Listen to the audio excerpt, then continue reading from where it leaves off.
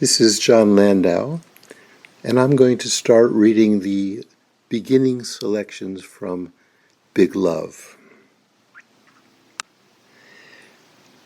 The book starts with a short foreword by His Holiness the Dalai Lama.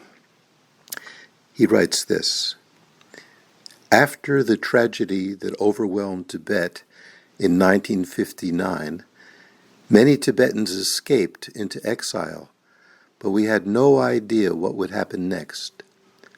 The only things familiar to us were the sky above and the earth below. We had to meet the challenge to survive and preserve our culture and identity. In so doing, we found that even in the deepest adversity, there may be opportunities for something good to come. Over the years, many people have told me how much they appreciate Tibetans' cheerfulness and resilience, even in the face of great difficulties. Thupten Yeshe was someone who clearly embodied this national trait. In the early 60s, he found himself among the more than 1,000 monks and scholars gathered in Buxa Camp in West Bengal. There they resumed their studies that had been disrupted in Tibet. Popularly known as Lama Yeshe to his followers, he took the teachings to heart, tempering what he had learned in practice and retreat. Tempering what he had learned in practice and retreat. He also surprised his friends by beginning privately to teach himself English. When Lama Yeshe began to meet travelers from abroad in Nepal, he and his student Zopa Rinpoche recognized that the traditions in which they had trained, working with the mind and emotions, cultivating a warm heart and a clear view of reality, could help these people too. But he also learned the value of technology from them. When he and Zopa Rinpoche attended teachings in the 70s, such as the Kala Chakra empowerment in Bodh Gaya, he may have been the only Tibetan to bring a large tape recorder with him. From an early series of meditation courses, the Foundation for the Preservation of the Mahayana Tradition, FPMT, has grown into a worldwide organization that includes monasteries, nunneries, and meditation centers. In terms of education and learning, publishing, hospice, care, and so forth, it is of widespread benefit. The seed, ably nurtured by Zopa Rinpoche, was Lama Yeshe's wholehearted generosity. This book, which exhaustively recounts Lama Yeshe's life and teachings, will surely please many readers. The title, Big Love, reflects not only his attitude, but also the great affection his followers have for him. Signed by the Dalai Lama on the 27th of June, 2018. Now, the next section in this book is the foreword written by Lama Thupten Zopa Rinpoche. The subject of Lama contains the Four Noble Truths as the foundation, then the Mahayana Path, the 5 Paths and 10 Bhumis. It also contains the 2 stages of the Tantric Path, the gross generation stage, the subtle generation stage, and the 5 completion stages. That is what Lama achieved.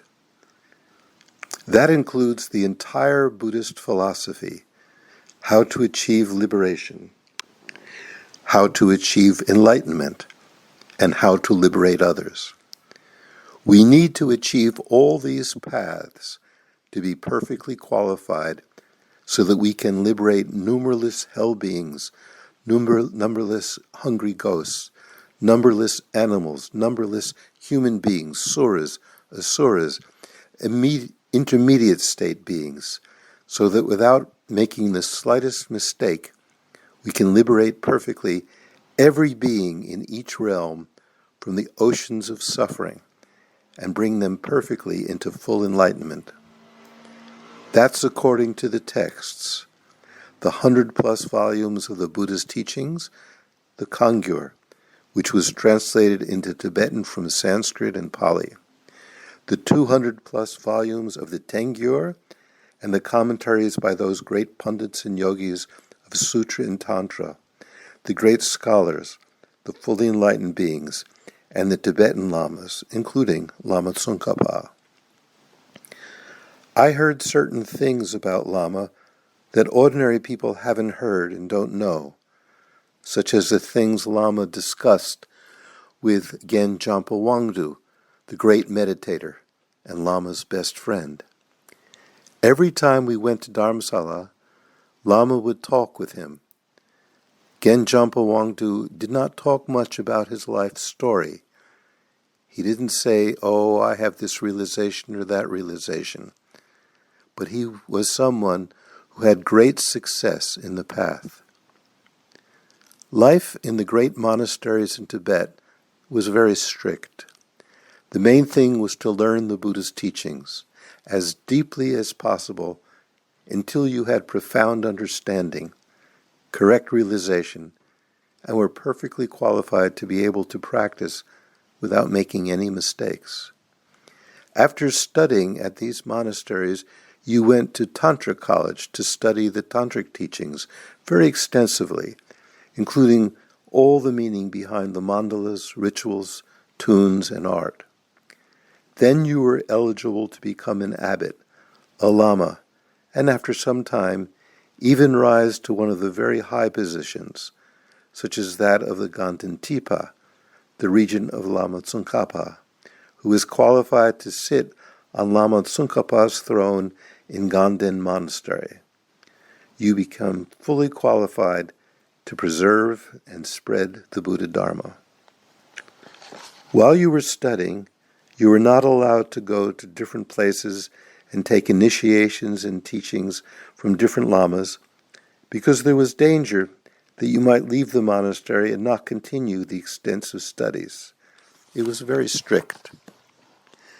When Kabje Tijang Rinpoche, who was Lama's root guru, was giving a commentary on the Guru Puja at Tsechok Ling Monastery near Lhasa, Lama Yeshe and Gen Jampa Wangdu both attended.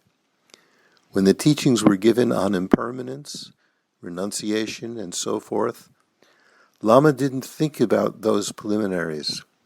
But when it came to bodhicitta, Lama thought, this is the real teaching. And of course, there was the teaching on emptiness as well. The extensive Guru Yoga is the highest tantric teaching, and by practicing this, you can attain enlightenment in one brief lifetime, in this degenerate time. So it is an unbelievable teaching. After these teachings, Gen Jampa Wangdu totally changed his life, became fully renounced, and then left the monastery. Later, in exile in Dalhousie, India, he did the preliminary practices, Jorchu, all day long, and achieved calm abiding under the guidance of Gyupa Rinpoche, a great yogi from Drebung Monastery. Gen Jampa Wangdu told me himself that, quote, even if you believe you are doing good meditation, it is not really perfect meditation until you have achieved calm abiding, unquote. He said that from his own experience, kind of showing that he had that realization, that he had experienced calm abiding.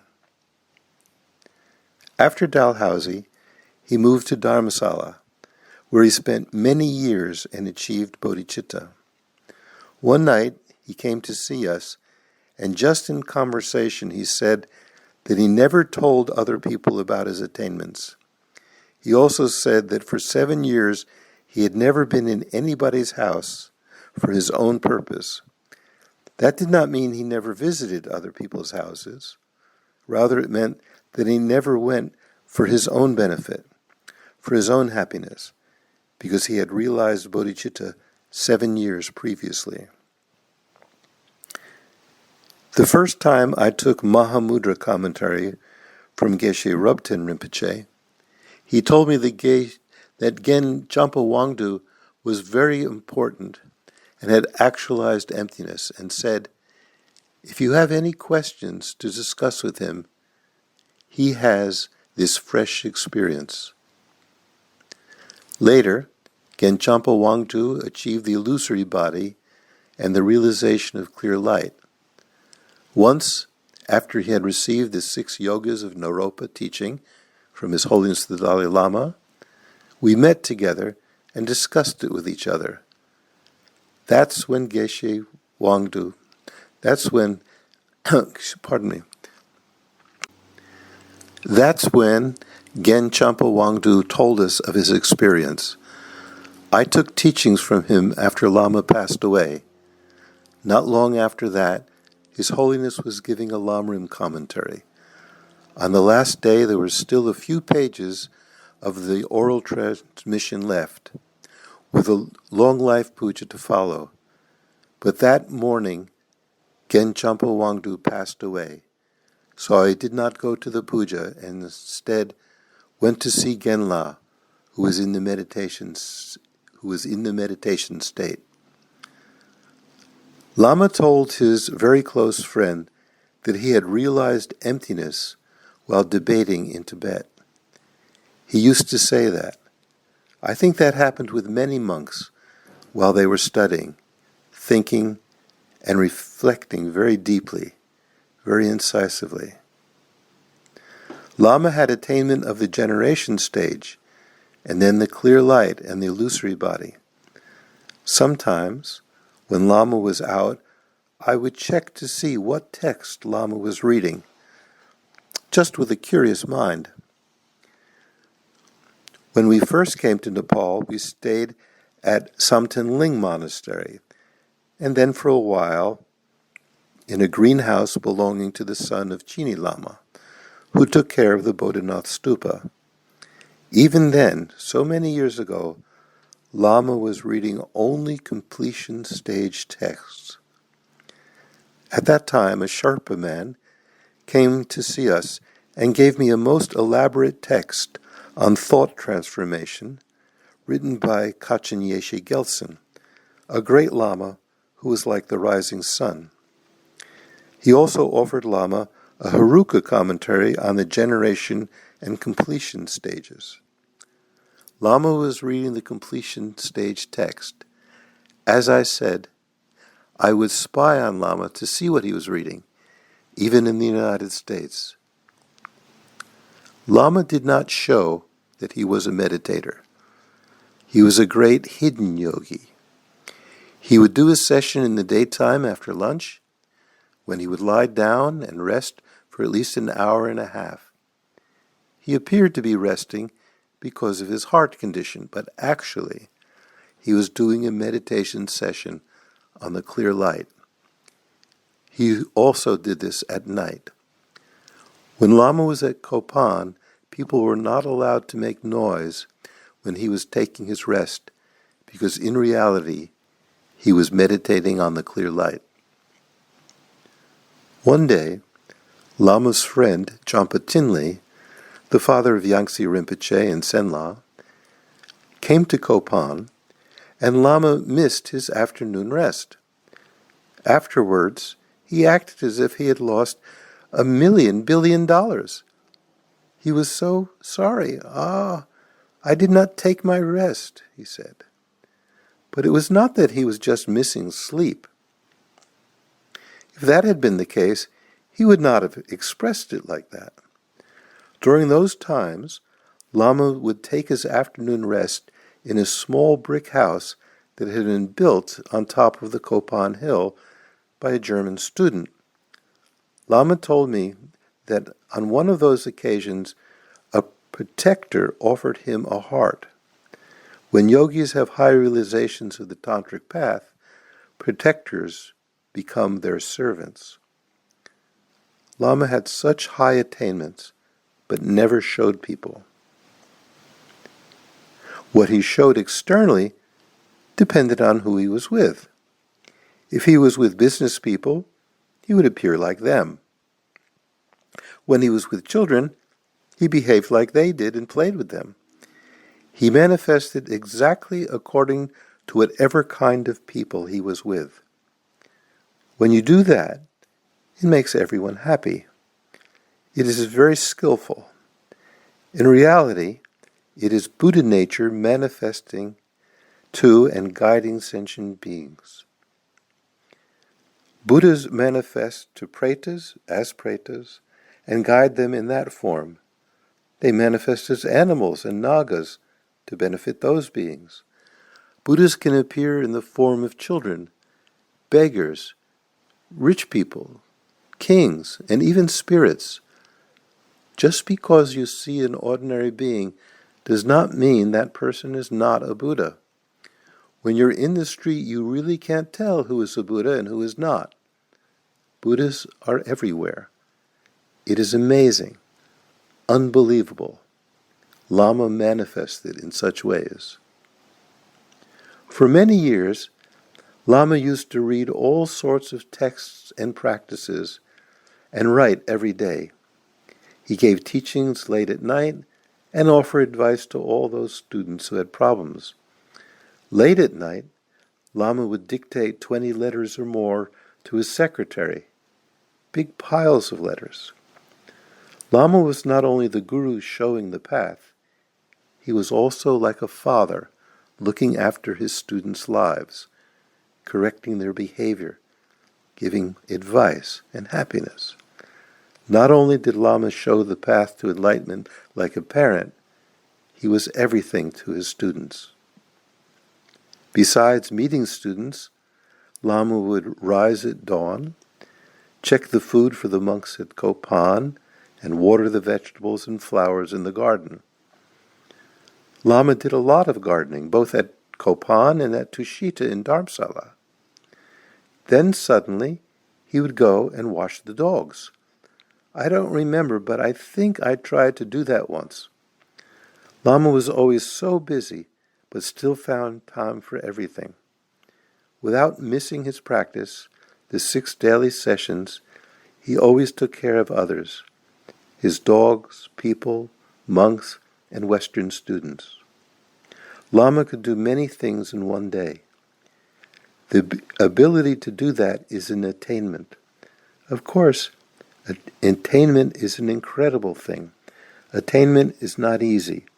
You need patience and continuity in practice over many lifetimes. It is an extremely rare thing to complete not only the 3 principal aspects of the path, but also the 2 stages of Tantra.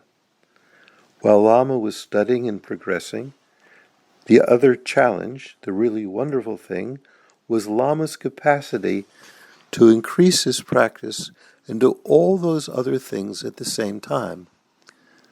Lama was not living in a mountain cave doing nothing, not seeing people and just doing his practice. Of course, many people do that.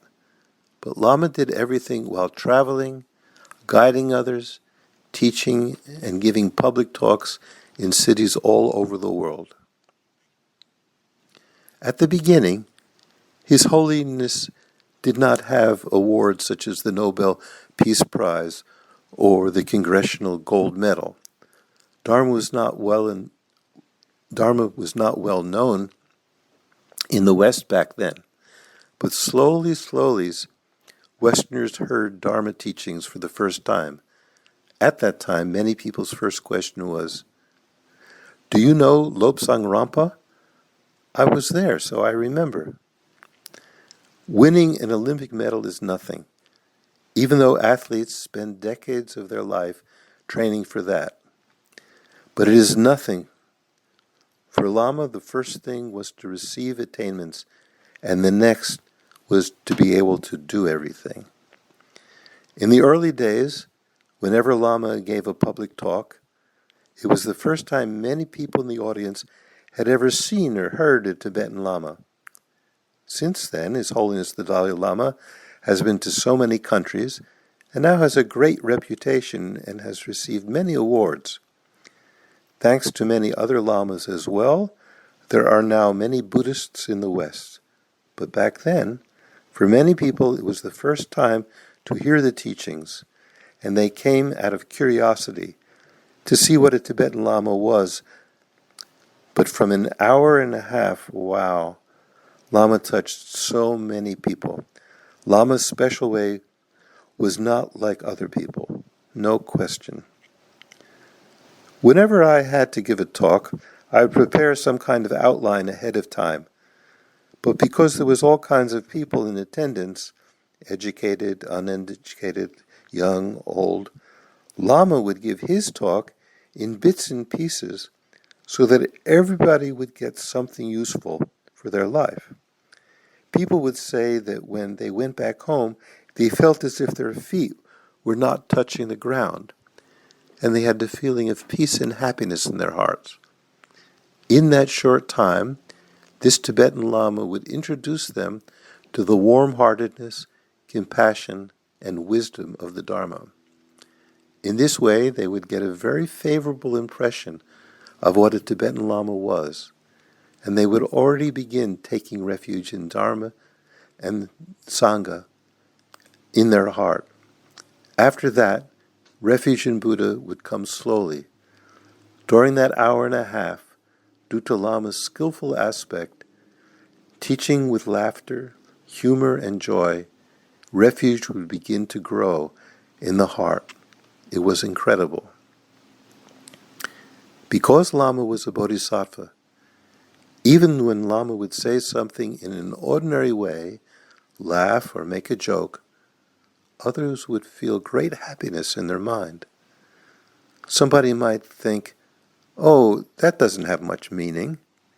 But the reality is that just a few words and a laugh from Lama was of great benefit for some people.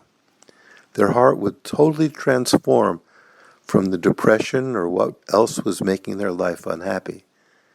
That is how Buddhas and Bodhisattvas guide sentient beings. Lama's skill and capacity, which grew continuously without degenerating, was most unbelievable. He was able to do all these other things, and that showed his real capacity. Lama's particular skill was to know exactly what was needed right at that particular time. So even with just a smile or a few words, he made others happy and gave them hope. After Lama passed away, many more Tibetan geshes came to the West and then realized it is not easy to teach Westerners.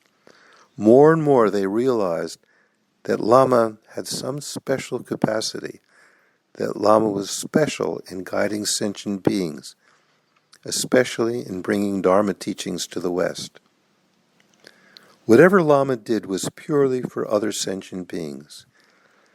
Many times a day he would say, I'm resting and eating this food, but not for my pleasure. It's for others.